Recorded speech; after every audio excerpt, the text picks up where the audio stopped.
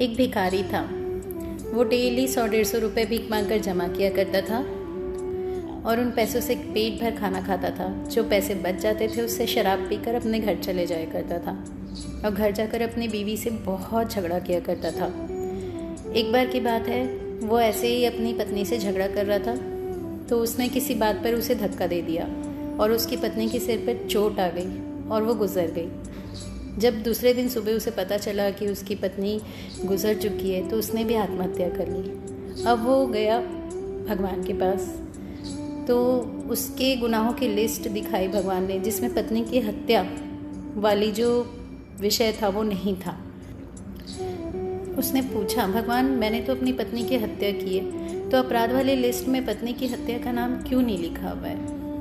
तब भगवान ने उससे कहा कि तुमने अपनी पत्नी की हत्या शराब के नशे में की है और शराब तुम कभी अपने पैसे की नहीं पिए बल्कि भीख मांग कर पिया करते थे। तो जो लोग तुम्हें शराब पीने के लिए पैसे दिया करते थे, जो तुम्हें दया करके भीख दिया करते थे, तुम्हारी पत्नी की हत्या का दोष उनके सर पर ही जाएगा। इसलिए हमेशा कहा गया कि पात्रता देख के ही दान पुण्य करना चाहिए। किसी को भी कुछ भी उठा के कभी भी नहीं देना चाहिए। सिर्फ 2 ही दान ऐसे हैं जिसमें पात्रता नहीं देखी जाती। एक तो भूखे को खाना खिलाना, पानी पिलाना और दूसरा दवाइयाँ दिलाना। सिर्फ ये 2 ही ऐसे दान हैं जिन पे पात्रता नहीं देखनी चाहिए।